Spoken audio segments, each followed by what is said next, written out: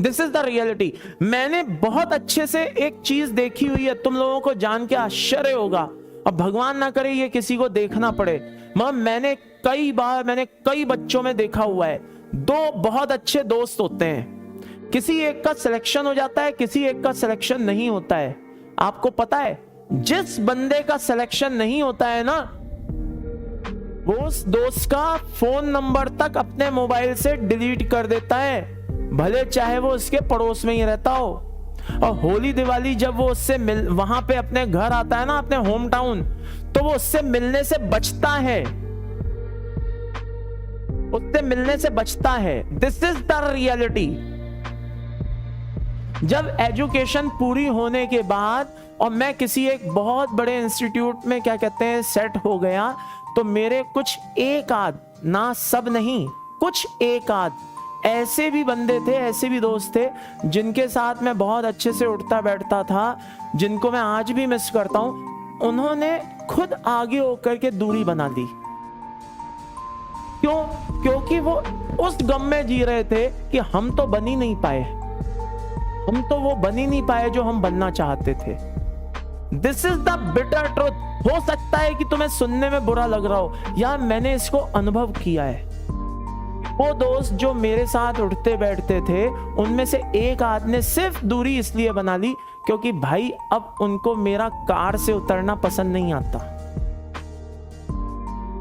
उनको ये पसंद नहीं आता कि भाई अमिताभ कहां सेट हो गया। ये कड़वा सच है। This is the reality.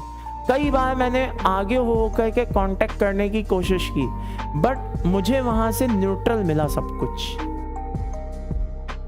तो बेटा ये एक बहुत दुख की बात होती है, एक रियलिटी है, ये कड़वा सच है।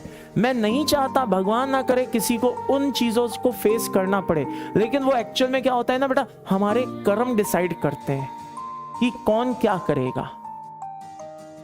तो इस डिबेट में पढ़ने के बजाय, पढ़ाना भी है मुझे, तो फाइनल में एक लाइन कहने जा रहा हूं कि इस डिबेट में पढ़ने के बजाय कि आईओसी याद रखना है कि रटना है कि समझना है, भैया इन सब चीजों को छोड़कर पढ़ना शुरू कर दो।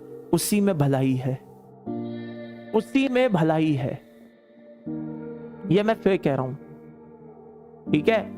और मैं जानता हूं बहुत से क्या करेंगे, बहुत से ये करेंगे, अच्छा चलो यहां से ये नोट्स बना लिए, आओ अब दूसरा लेक्चर देखे लेते हैं, आओ अब ये करे लेते हैं, आओ अब वो करे लेते हैं। ऐसे ही टाइम बर्बाद होता है। फिर बाद में मत कहना कि हमारे पास टाइम बचा नहीं पढ़ने को, हमें सेल्फ स्टडी का टाइम मिला नहीं। फिर बाद में मत कहना मुझसे, और मुझसे क्या किसी से मत कहना।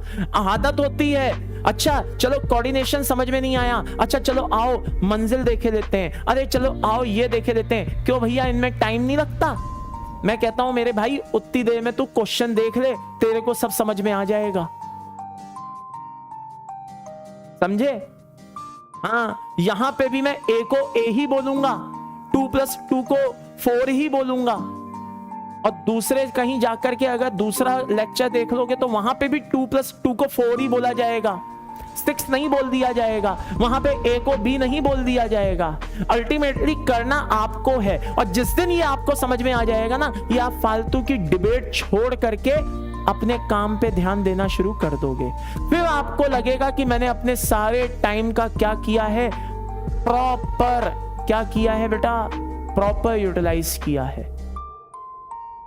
इस डिबेट को छोड़ दो मेरे भाई। हाँ, किसी को सही किसी को गलत साबित करके कुछ नहीं मिलेगा। अपना काम पे ध्यान दो, पढ़ने पे ध्यान दो, उसी में तुम्हारी भलाई है।